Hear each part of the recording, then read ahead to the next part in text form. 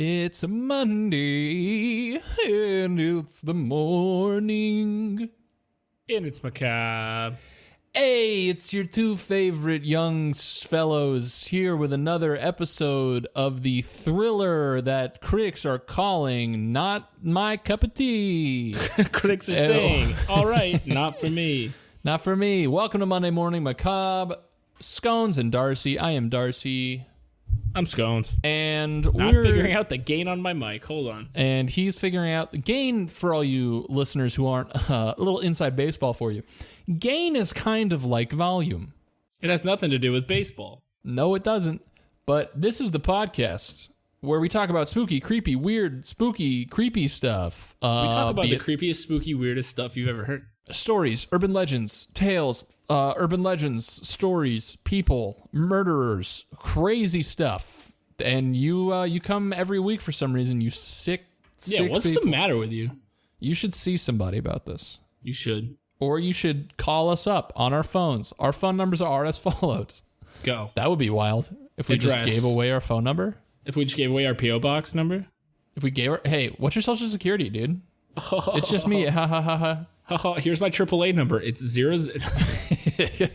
Honestly, I would be okay with giving out my AAA information. My AAA card? I can give out my AAA If you guys are like, card. oh man, I bought flat tire. Good thing I've got Darcy's AAA. Monday Morning Macabre's got my back if you're broke down on the highway. That's the promise we give you, is that you get 25 miles on a silver membership. I just broke down in a parking lot literally last week. I went to start my car, and every light that it has came on, and then it just didn't start. And then the battery was dead, I guess. I don't know. Wait, this is real? This is real. Yeah, I was in a Shaw's parking lot, so my life was in danger, and I was trying to start my vehicle, and it just did not start. You were in a Shaw's parking lot alone in a small suburban town? I know. A large white male like me, very vulnerable. 6'4", white guy, scary. Scary to be me there. In the midday. I'm surprised you're not dead. I made it out. But, you know, that's sometimes you gotta think on your feet and call AAA. Also, you just gave away your height. All the psychos, they're gonna be able to find you now. If you want, hey, if you're out there and you want to be 6'4", like 210, 215. Ooh, they're giving away his weight too. Yeah, what other dimensions do I have? I give that blood pressure. If you guys want to be 100,000 over 20. All right, what about wait? Everything's bloated, baby. There's actually just a car motor where his heart used to be. Yeah, I'm 300 over 220, bro. I'm stressed as fuck. Yeah, and I've got an Iron Man's power core thing in my chest. What is it called? An arc reactor? Yes, an arc reactor. Thank you, my dear boy. That is keeping me going to tell you guys about the horrific things that have happened in history. It's fine. I read comic books. It's whatever. It's not a big deal. Scones knows like so much about comic books. Oh my god, he's such a nerd. If you wanna talk comics, DM, subscribe, unsubscribe. If you want to talk comics with a 6'9", 400-pound linebacker, call up Scones. Stop giving away my dimensions now. Today I'm the Macabrista. I'm the Macabrista, and you're the vendor. Or no, you're the I'm the manager. You're the manager? You're the assistant manager managing a hostage crisis? Yeah. Two people are gonna get shout out to the person who understands. I'm like that donut that's like the second row in that you're like, I really want that one, but I know they're gonna grab the one in the back that looks like a fly just ate it. And I'm the donut that's Boston cream, baby. Oh my God. Let's talk spooky. So today we have a listener's suggestion.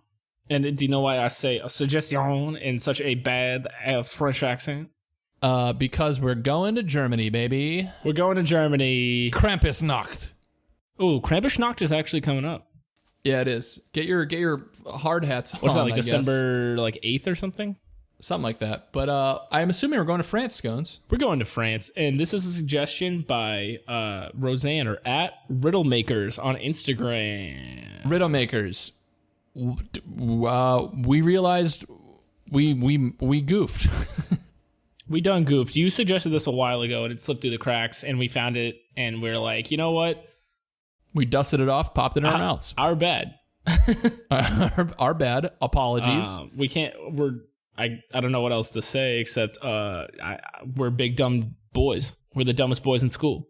We were voted most dumb was our superlative. We went to separate high schools, but they bust us in to each other's high schools to take pictures for the dumbest boys in school. I thought it was very creative of them to have us both wearing an I'm with stupid shirt that pointed towards each other in each other's yearbooks. I thought that was a pretty cool little thing. I like to think it cancels out and it makes us both smart. You're right. Two dumbs make a big smarty. All right, so Two Smarties about to bring you the story of the found, I don't even know, it doesn't really have a title, a found video in the Paris Catacombs. Okay, I like this is very I like that it doesn't have a real title. It's very avant-garde, which is, I don't know if that's France, but oh, that's French for avalanche. That's French for avalanche grande supreme. Yeah, it's like a new Taco Bell taco. It's French for my Taco Bell order, yeah. It sounds like the Blair Witch when you say it like that, and I'm into it. Yeah, it's got big time. Wait, you know what? Before I get into it, band, play that funky music. Play that stinky music. Band, just get stinky. Get stinky over there, band.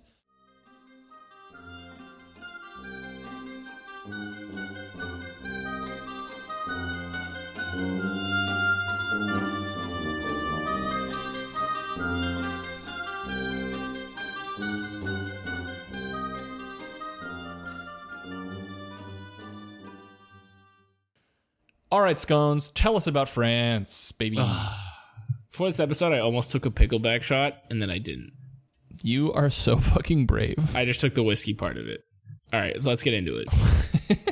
I'm drinking a raspberry pink lemonade. Yeah, let's get into what we drink. I want to get sponsored by alcohol. Like, hey, alcohol, if you're out there, sponsor us.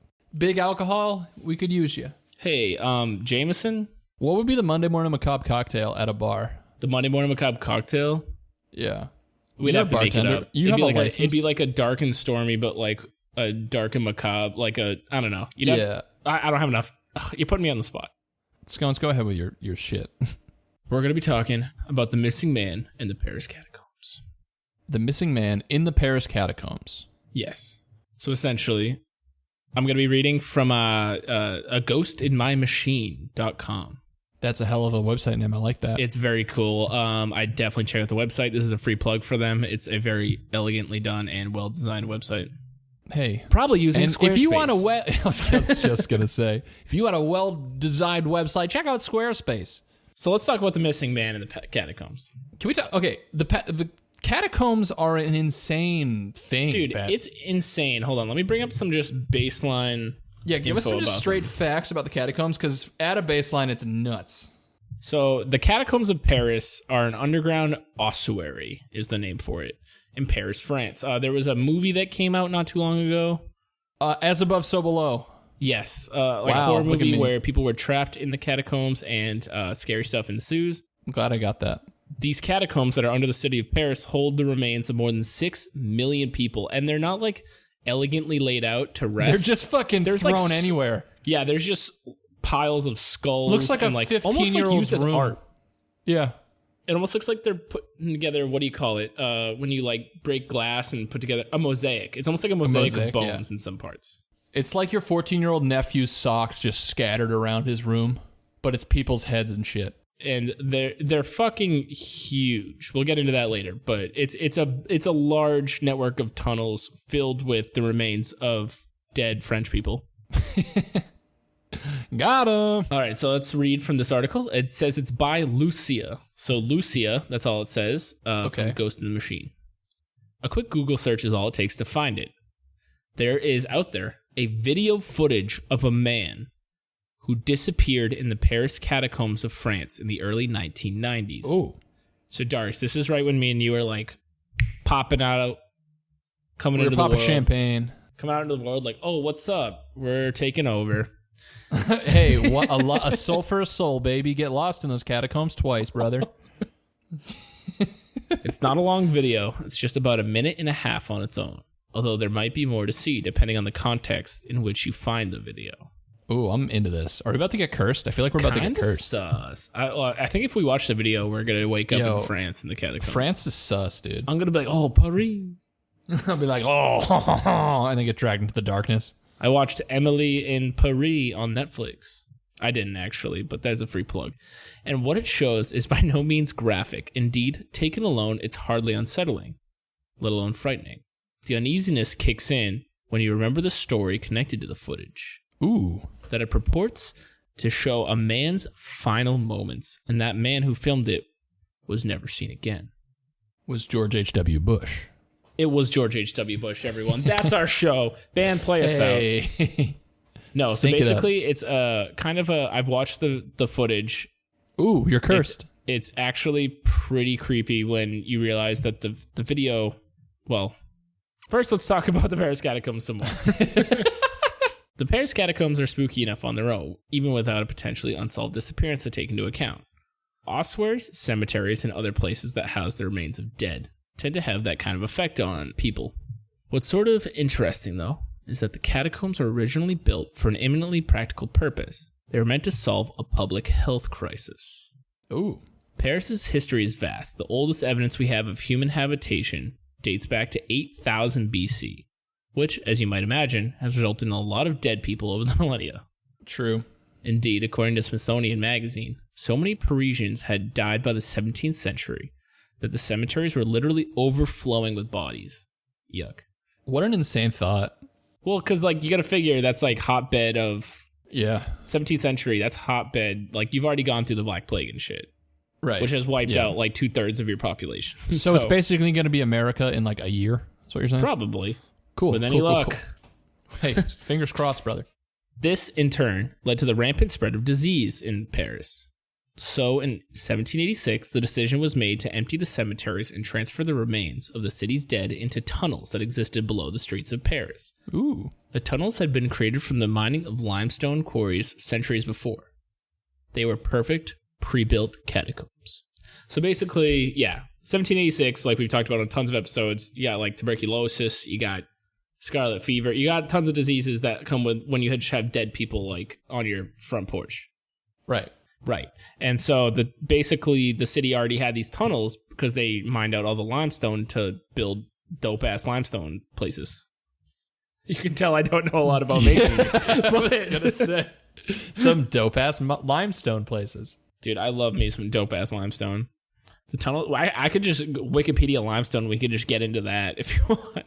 Yeah, let's just talk about different kinds of rock and let's talk about granite countertops, people. With Squarespace. Yeah. The tunnels had been created from mining of... nope, I already read that. Over the course of 12 years... You are at 10 out of 10 right now. Listen, the whiskey's flowing. Over the course of 12 years, the bodies of 6 to 7 million people were moved to what would become known as the Catacombs of Paris. And that's why you brush your teeth. That's what I'm going to tell my daughter. If you don't brush your teeth, that's what just happens. Show her graphic photos of the Yeah. skulls and bones.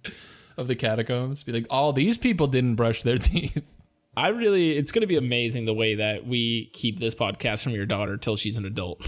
I don't know what I've had that thought a lot and be like, with her hearing the shit we say. Yeah, she'd be like, hey, Dad, there's hundreds of hours of you just saying nonsense. And I'm going to be like, yeah, hey, well. Dad, there's kids at school making fun of me about my dad saying how slippery his DMs are. And I'd be like, well, good luck. I'm not going to prom with you. Good luck. Time to record. I can't hear you. I'm talking to scones.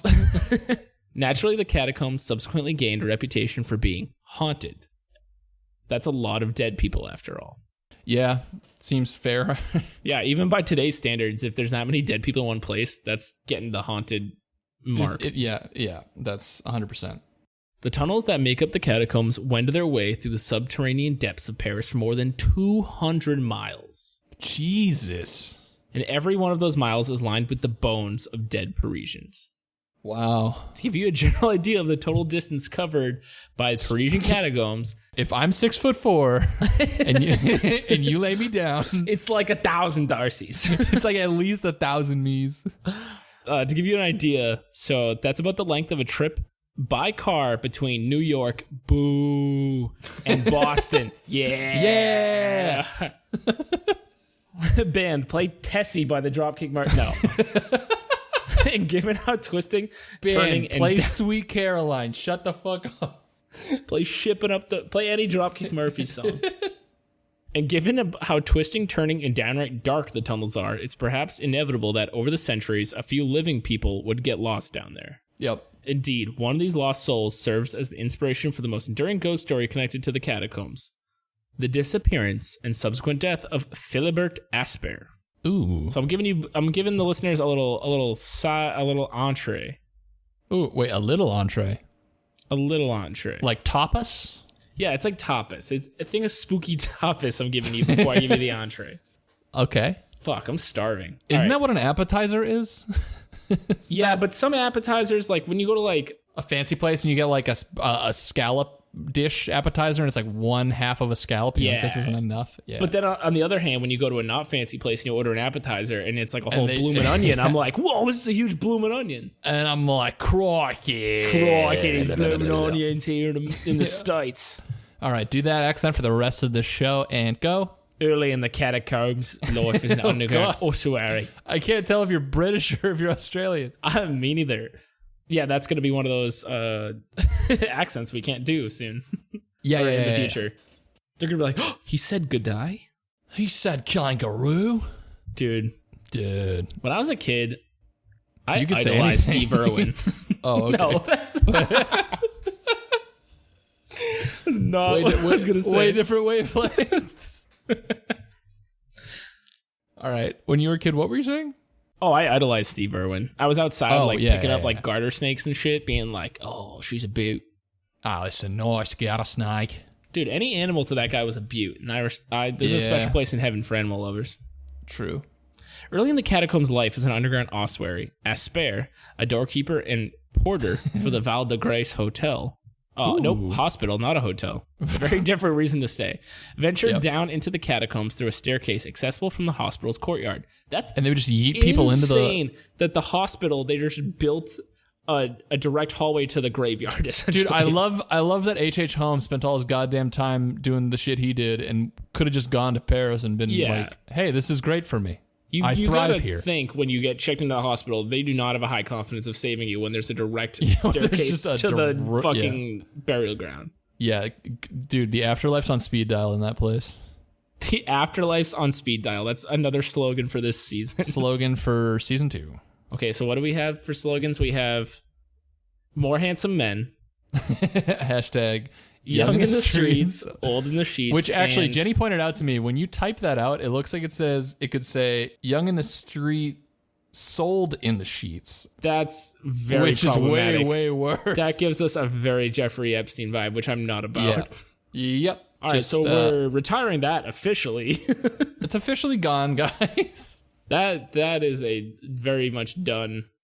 Okay, so now we have 2. We have more handsome men, which is here to stay. Don't worry. Yes, don't worry. No, more handsome men's not going anywhere. Dude, I bet Philibert Asper or whatever was a handsome guy. Oh, sounds like it. And then what was the one you just said that we Afterlife on speed dial. Afterlife on speed dial. There we go. So his body was discovered in the catacombs in 1804, at which point he had been missing from his house for 10 or 12 years. What the fuck? Apparently in like 19th century France, they were like, didn't go looking for someone for a while. 10 to 12 years, apparently. That's I guess makes sense when like you don't have phones or like tracking or like social media. People can just disappear, and it's like, he probably went to America to make fortune or something. I don't know. Mm. Or he's French, so he went to Quebec to sell fur. That's what I assume they all did. Yeah. For sure. So basically, his disappearance occurred somewhere between 1902. Oh wait, the person who wrote this done fucked up. Wait, what do you mean? They said his body was discovered in 1804, so his disappearance occurred between 1902 and 1904. Dude, this is a way bigger story than he time travels. This is wild. We'll go with she typed 19 twice, so I assume that's the right one. Yeah. So his body was discovered in 1904. In a cruel twist of fate, his remains were found only a few feet from... So that's even crazier, that he was down for 10 or 12 years in 1904. Yeah, in a cruel twist of fate, his remains were found only a few feet from an exit. He was so close to getting out, and he didn't make it. So that's even scarier, that it's not like he got lost. It's like he was there. Yeah, he saw the light, and then... So like, did he... What? Yeah, what was going on there? I don't know. Perhaps that's why many believe he's still down there. In one way, he actually is. His tomb is located deep within the catacombs, so they buried him down there. What an... Oh, man. He's in an area that is restricted to the public. I like that they're like, he came so close to getting out of here. Let's eat him. I bet he wanted to stay for eternity. That's pretty fucked up. But according to some, his ghost wanders freely through the tunnels even now. He's said to protect those who venture into the catacombs. Oh, so he's a cool ghost. Although, from what they might need protecting, most fear to say. Ooh. Another story of the catacombs more recently, and less spookily, although no less frighteningly. I like the adverbs going on. 2 teenagers spent 3 days lost within the catacombs in 2017. #recent. Before being found on June 14th. They're fine now, but they were taken to the hospital and treated for hypothermia. Because apparently it gets real fucking cold down there, which makes sense. It's underground. Yeah. Also, ghosts are generally cold, you know? Oh my god. You can imagine how cold you are when there's like 10 or 12 ghosts going through you every hour? Yeah, on the hour. You're fine until 1 o'clock hits, and then 10 or 12 ghosts just fly through you. You're like, whoa! It's like they're all trying to, it's like 3 Stooges like, move it. They're like trying to get through the doorway all together. Yeah, and they're all stuck in your butt.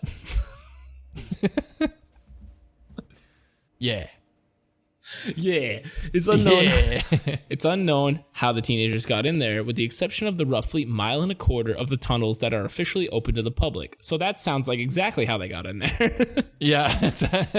Yep. It should be noted that no one has ever gotten lost in these public areas. Well, it's been illegal to enter the catacombs since 1955. Wait, so in 54 you could have just like strolled in no problem, like it's a state park?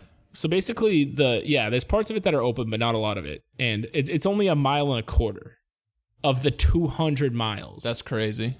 So it's illegal to enter anywhere else, and no one's ever gotten lost in the area that is legal, because I assume they path it out because it's fucking for the public. Right. Entrances and exits to the tunnels are regularly... Wow, hold on. I read that like a real drunk. Hold on. Entrances and exits to the tunnel are regularly tracked down and boarded up, making it increasingly difficult to find your way into the restricted areas of the catacombs. I thought you were going to say, like, move around like stairs at Hogwarts. That would have been way cool.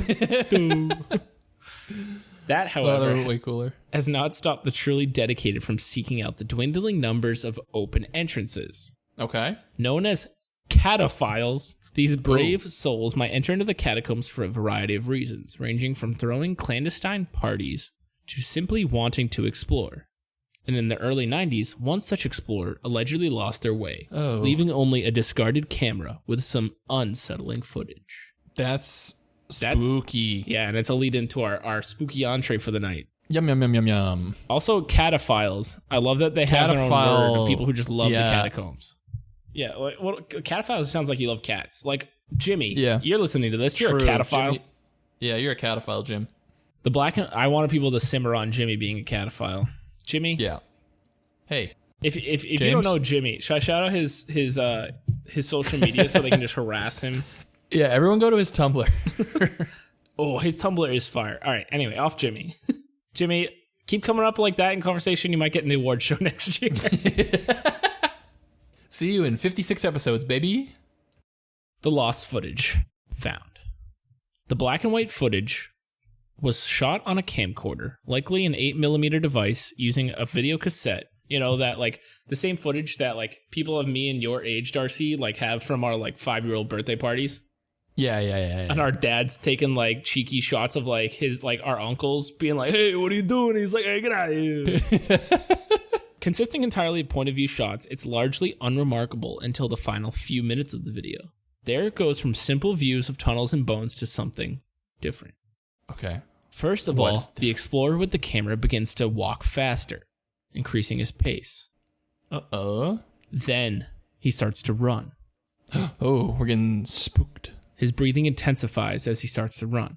It becomes clear that he's scared. The point of view shot becomes disorienting as he runs, swinging from tunnel to tunnel, seeming to reflect his confusion about which one he should run down next. That's terrifying. Almost as if something's chasing him. Dude, I watched this video. You can watch it on YouTube. It's fucking horrifying. I would poop my pretzels. I would say, I don't know, do we want to edit in like audio of the video? I don't know. It probably wouldn't do you good because it's just Scones, it's a video. You can't just have audio. Then, finally, the camera he's holding drops to the ground. Uh-oh. It lands in a puddle on its side, and there it stays. Well, okay, this is a classic horror film. Dude, it's very much Blair Witch. It films the man's feet running away from the camera, which alone has been his only source of light throughout the entire ordeal. Then it continues to film until the cassette runs out of tape. Jesus. So this guy holding the camera is his only form of light. Yeah, why would you drop that? It's like, what was that game we played in college? Outlast. Shout out to Calvin, a.k.a. Scally Cat, for finding those batteries. Anyway. That's a shout out to see if he actually listens, because he'll either text me or he won't. Could you imagine how, when you can't see and you walk, and even if you know the room, you still walk with your hands like out because you're like, a door's going to be right in front of me any second now. Yeah. How could you run through the catacombs? Dude, I cannot picturing running in complete darkness. Like, you couldn't pay me to full speed run in complete darkness. Hell no. That is against every instinct or human reaction ever. Yep. And he just drops it, and something got to this guy, whether it was madness or something was chasing him, and he just was like, fuck it. I guess the camera it's slowing me down. I don't know why he'd drop it, but yeah, it's like the baby in the Mothman episode. I'm sinking. I need to get rid of extra weight. That's terrifying. Maybe he heard his mom call, and he's like, oh, I got to get home. The camera would later be found in one of the deepest areas of the catacombs by other explorers some years later. But the man who brought it down there would never be found. Shit. His remains were never found, and he was never identified. That is spooky. So him being not identified and him being not found, you can just chalk it up to he ran away or whatever. But this story was pretty public in France, and so because I'm leaning towards this is like a publicity stunt thing or a. Either way, we have no idea what happened to this guy. That's crazy. The timeline is equally hazy. So, Darce, I know you're there on a corkboard putting up pictures with you have the yarn going, the timeline. Yeah, I've got my old ashtray that's still smoking next to me. You're telling all the cops working the beat, everything about the case? Yep. My wife is mad. See, you get it. Most sources identify the disappearance as having occurred in the early 90s, but don't identify a specific year. According to the podcast, or plug another podcast. According to the podcast, Monday Morning Macabre. Ooh, I wish. Have a hotline to the afterlife. Call in if you want to talk to someone. Dude, if you read that sentence, my head would have exploded. According to the podcast Haunted Places, however, it occurred in 1993, the birth year of Scones. But it's also worth noting that Haunted Places also presents its stories as real, even though they may not be. For those of you out there trying to do the math, it is 27. Oh, dude, come on. You're making me feel old. No, I want to be one of those wine moms who keeps saying it's her 30th birthday. That was my mom. While the podcast's historical research is consistently solid, many of the spookier aspects of the episodes come from hearsay and urban legends. So this is just a disclaimer. But we don't like disclaimers here at Monday Morning Macabre. We like to go full tilt into what's horrifying. It happened. I was there. The footage was then found some years later. As far as I know, the first time it was ever shown to the public was on October 24th, 2000. Whoa. That's 7 years. Again, we're math guys. This podcast, honestly, is 75% mathematics. That's when it aired as part of a segment about the Paris Catacombs on the television program Scariest Places on Earth, which first aired on the Fox Family Network before later appearing on ABC Family, now known as Freeform. Oh, yeah, why is it on all family programming? I don't know. You ever just sit down with your parents and children and just turn on the Scariest Places on Earth? It was also on Sci-Fi. Okay, that makes sense. Dude, Sci-Fi also made the Mothman movie. Dude, Sci-Fi is our best hope of getting a TV show. Sci-Fi, if you're out there, or Netflix, they make shows for anybody. Sci-Fi, I know Make this a show is for us. no, there's no reason for us to have a visual version of like medium to this, but we got some ideas. No, I'm telling you, it's a spooky. It's literally Hot Ones, but instead we interview people after they go through a haunted house. That's the show. We're like, hey, Kevin Hart, what's it like being on tour? And then he goes through a haunted house and he gets really scared. And then we're at the end of it and we're like, so what's it like balancing family life with comedy? We're doing a deep dive on your Instagram. So anyway, the segment from the TV shows is the segment that's passed around as proof of the footage's existence. Doesn't appear to be available in any other format. The voice you hear is that of Francis Friedland, the documentary filmmaker featured on the Scariest Places on Earth episode, who's investigated the footage. According to this Friedland, he acquired the video directly from the cataphiles, who allegedly recovered the camcorder. And when he ventured into the catacombs himself during the Scariest Places episodes, he and his team seemingly found a section of the tunnel that may appear to match the video. Ooh. So basically, the video is sus. It could be fake, but that's stupid and we don't like to think that. But we're not here for science. We're not telling you how to live your life or do policy. We're telling you how to totally go full tilt into scary shit. Yeah. And basically, the video is definitely in a place in the catacombs that's off limits. Okay. It's spooky. To me, seemingly not scripted enough to be... Like, there's not enough in it to be fake from my point of view. Okay. I feel like they would have had someone chasing him, or they would have made it scarier, or they would have had audio. Do you know what I mean? Yeah, I guess they could have. Yeah. It wouldn't have... It's very subtle for it to be... Exactly. It's subtle enough to be real, in my mind. Yeah, that's spooky. That's a good point. You're really smart. Thanks, Billy. Because here at Monday Morning Macabre, we're both smart. We have shirts that point at each other. Yeah, we have 2 pointing shirts that say, this guy's smart.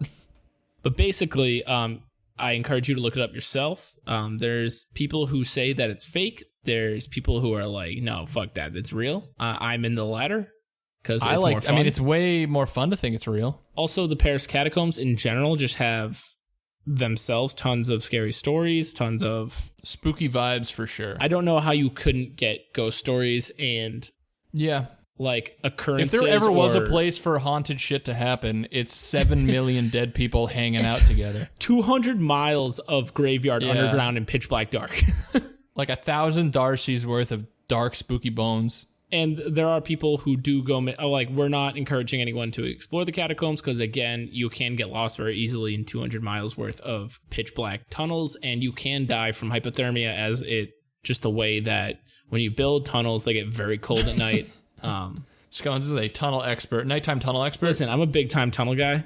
Yeah, he's like a mole rat. I'm like a 10-ton tunnel guy, and it gets cold. Tommy the 10-ton tunnel guy, and... It's me, 10-ton tunnel Tommy. I love alliteration. Me too, and we do it a lot on this show, and it shows. It is called Monday Morning Macabre. That's a good point. Watch the video and decide for yourself. What do you think? Leave a comment. Like, say, hey, subscribe. Subscribe. Say this is bullshit. This is not bullshit. Either way, it's a spooky story. And shout out to Riddle Makers for sending this in and letting us talk about it, even though we were like 10 months late. At Riddle Makers on Instagram. She is a very gifted tattoo artist who has She did make a sweet Monday Morning Macabre tattoo fan art thing. She did. You can actually see her great Monday Morning Macabre fan art tattoo on her professional tattoo account at RDG Tattoo. So shout out to you. So check it out because we have fan art and it makes me feel good.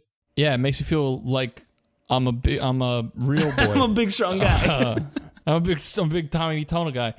And while you're on the social media looking that up, check us out at Monday Morning Macabre on Instagram, Macabre Pod on Twitter, and our website, mondaymorningmacabre.com for Patreon and shop and anything else you could possibly want to get others for Christmas. Do we have merch coming down the pipeline or? We got some pipeline merch.